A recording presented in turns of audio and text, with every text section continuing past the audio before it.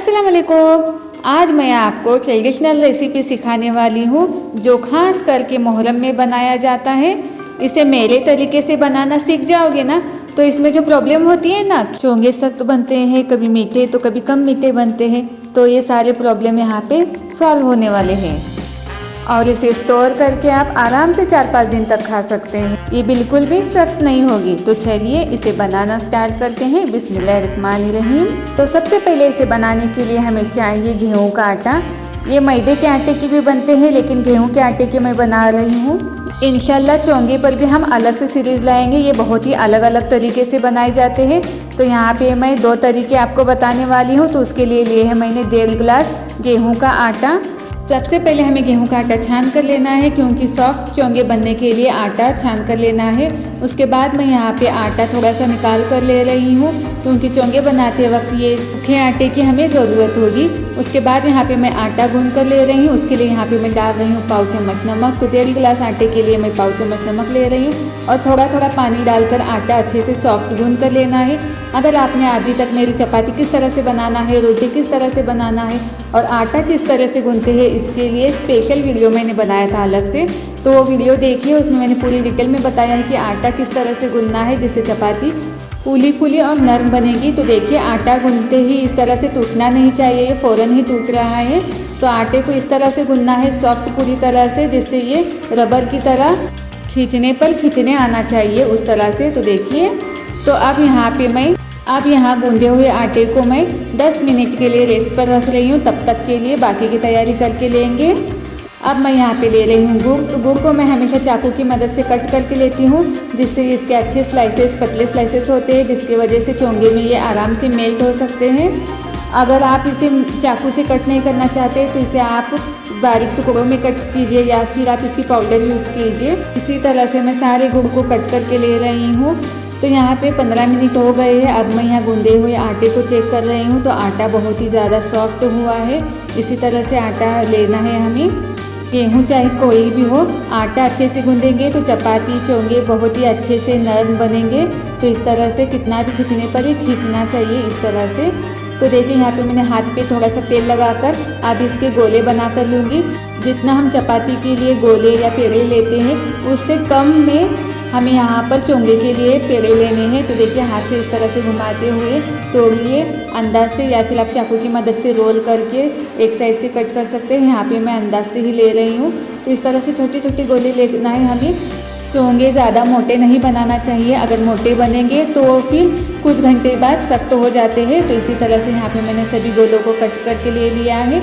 अब इन्हीं में से एक पेड़ा लेकर हम यहाँ पे चोंगे बनाएंगे। तो उसके लिए यहाँ पे इस तरह से राउंड में घुमाते हुए गोल शेप में यहाँ पे पेड़े को बना कर लेना है। उसके बाद सूखे आटे में डिप करना है और उसे गोल पूरी की साइज़ उतना बेल कर लेना है।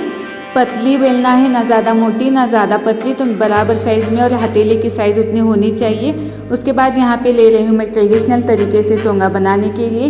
ये खास चोंगे बनाने के लिए ही बनाया होता है। इसमें डिज़ाइन होती है, अलग अलग डिज़ाइन में ये मिलता है, बहुत पुराना है। अगर आपके पास ये अवेलेबल नहीं है तो इसका दूसरा तरीका भी मैं आपको बताऊँगी। तो देखिए इस तरह से उसके ऊपर डालना है और हल्के हाथों से बेल कर लेना है किनारों तक। आपको चाहिए उतने साइज़ में आप इसे बना सकते हैं, किनारों तक या फिर थोड़ा सा कम। तो इस तरह से मैं इसे बेल कर ले रही हूँ। तो उसके पहले उसे तेल लगा कर लेना है ताकि ये नीचे से चिपके ना, और इस तरह से बेलने से उसके ऊपर जो भी डिज़ाइन है इस तरह से ये चोंगे पर आ जाएगी, चपाती पर आ जाएगी। तो इस तरह से मैं इसे बेल कर ले रही हूँ।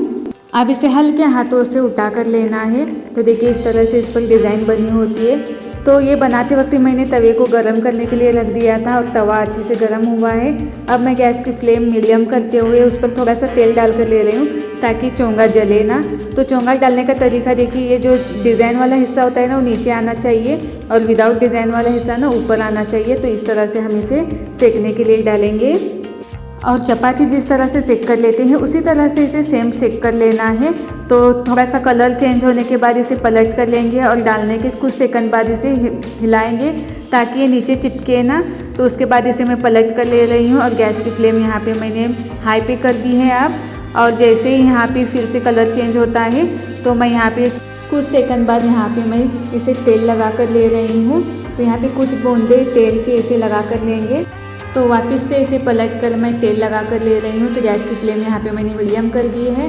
तो इस तरह से डॉट बने होंगे ना तो समझ जाना है कि चपाती अच्छे से सेक गई है। यहाँ पे आप घी भी लगा सकते हैं, लेकिन मैं यहाँ पे तेल लगा रही हूँ। इसी तरह से अच्छे से सेक कर इसे मैं निकाल रही हूँ। अब बताती हूँ मैं आपको दूसरा तरीका।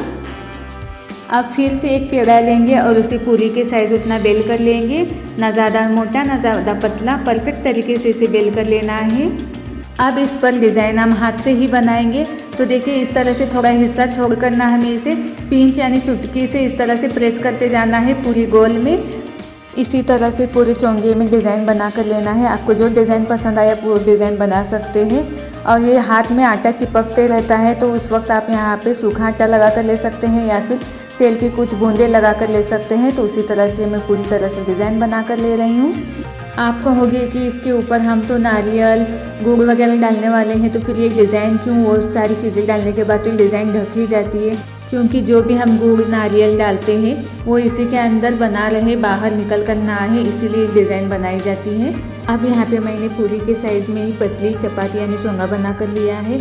अब इसे गरम गरम जब ये रहता है ना तभी उसके ऊपर डिज़ाइन बना कर लेना है। जैसे ही जिस तरह से हमने पिछले कच्चे चपाती के ऊपर चोंगे के ऊपर बना कर ली थी ना सेकने के पहले, उसी तरह से यहाँ पर सेम डिज़ाइन बना कर लेंगे।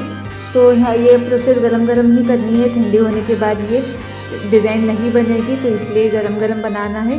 अगर आपको ये वाला इजी लगे तो आप इस टेप से बना सकते हैं या फिर आपको पिछला वाला इजी लगे तो आप उससे बना सकते हैं। तो इसी तरह से मैं यहाँ पे सभी तरफ डिज़ाइन बना कर ले रही हूँ। अब यहाँ पे मैंने सभी चोंगे को बना कर लिए हैं। तो अब यहाँ पे गैस की फ्लेम बंद कर दी है और गरम तवे पे ही यहाँ पे मैं खसखस डाल रही हूँ। तो खसखस को ना हल्का सा यहाँ पर रोस्ट करके लेना है। तो गैस की फ्लेम बंद करके ही रोस्ट करके लेंगे, नहीं तो ये जल जाएंगे। तो चपाती बनाने के बाद ना इस तरह से तवा हो जाता है। तो तवा किस तरह से साफ़ करते हैं इसका भी मैंने अलग से वीडियो बनाया है, अगर आपने वो भी नहीं देखा है तो देख लीजिए। तो यहाँ पे मैं ले रही हूँ 1 चम्मच इलायची पाउडर, जिसे मैं सूखे नारियल के अंदर मिक्स करने वाली हूँ। साथ में गुड़ लिया है, घी और खसखस। तो अब इन सब चीज़ों से हम बनाएंगे ट्रेडिशनल तरीके से चोंगे। तो मुहर्रम के स्पेशल होते हैं ये। अब इसे भरने का तरीका सीखेंगे। भरने का तरीका तो बहुत ही इजी है। तो यहाँ पे लिए है मैंने 1 चोंगा। तो चोंगे को ना इस तरह से गुड़ को डालते हुए भरना है। तो ये गुड़ ना किनारे तक फैला कर लेना है ताकि ये सभी जगह से हमें खाते वक्त मीठा लगे, नहीं तो बीच में भरेंगे और साइड वाला हिस्सा जो किनारे का है वो मीठा नहीं लगेगा और फिर उसे कोई खाएगा नहीं। इसीलिए इसे सभी जगह से गुड़ को फिल करके लेना है। तो देखिए इस तरह से साइड से पूरे किनारे तक और बीच में भी। तो यही फ़ायदा होता है चाकू से गुड़ कट करने का। अगर पाउडर वाली होगी तो बेहतर है, नहीं तो आप कट करके ही लीजिए, जिससे ये पूरी तरह से फैल जाएगा, मेल्ट हो जाएगा। और ये प्रोसेस हमें जब करनी है जब चोंगे गर्म ही होते हैं, मतलब जैसे हम तवे पर से निकालते हैं और उसके बाद ये प्रोसेस फ़ौरन ही कर लेनी होती है ताकि गुड़ मेल्ट हो जाए गर्म चोंगे के अंदर। तो अब यहाँ पे मैं डाल रही हूँ सूखा नारियल। सूखा नारियल को आप खींच कर भी ले सकते हैं या फिर आप इसे मिक्सी में पीस कर भी ले सकते हैं। तो यहाँ पे मैंने इसे मिक्सी में पीस कर लिया है क्योंकि सूखा नारियल मेरे पास स्टोर किया हुआ था, कट किया हुआ, तो मैंने उसे पीस कर लिया। अदरवाइज़ इसे आप खींच कर ले सकते हैं। तो उसके बाद यहाँ पर थोड़ी सी खसखस डालनी है, मतलब कि पाव चम्मच के करीब। और उसके बाद अपने पसंद के हिसाब से यहाँ पर आप घी डाल सकते हैं, कितने भी चम्मच। तो यहाँ पे मैं 2 चम्मच घी डाल कर ले रही हूँ। इस तरह से फिल करके लेना होता है ट्रेडिशनल चोंगे को। आप इसे किसी डिब्बे में या फिर आप किसी पतीले में भी स्टोर कर सकते हैं। तो स्टोर करने का तरीका बहुत ही ईजी है। जैसे आप इसे पतीले में या फिर डिब्बे में रखते हैं तो पूरी तरह से इसे हवा बंद रखना है। और इसे बनाते वक्त कोई बनाएगा और कोई इसे भर कर लेगा तो ही बेहतर है, क्योंकि गरम गरम भरना बहुत ज़रूरी होता है। अकेले ही बेलेंगे और अकेले ही इसे भरेंगे तो बहुत ज़्यादा टाइम जाएगा और चोंगे भी ठंडे हो जाएंगे। तो व्यूअर्स, इस वीडियो में आपको ज़रा सा भी कुछ सीखने को मिला होगा तो वीडियो को लाइक करें, कमेंट करें और शेयर करें। चैनल पर नए हैं तो चैनल को सब्सक्राइब करें। तो जाते जाते एक बोनस टिप भी लेकर जाइए चोंगे के लिए। तो देखिए इसे ना एक के ऊपर एक रखना बहुत ज़रूरी होता है, जिसकी वजह से ना नीचे वाले हिस्से का गुड़ ऊपर वाले चोंगे के ऊपर लगेगा जहाँ पे मसाला हमने भरा नहीं है, मतलब गुड़ और नारियल से, इसीलिए इसे एक के ऊपर ही रखना चाहिए। तो इसी तरह से खाना बनाते रहिए और खाते रहिए। जज़ाकल्लाहु खैरू।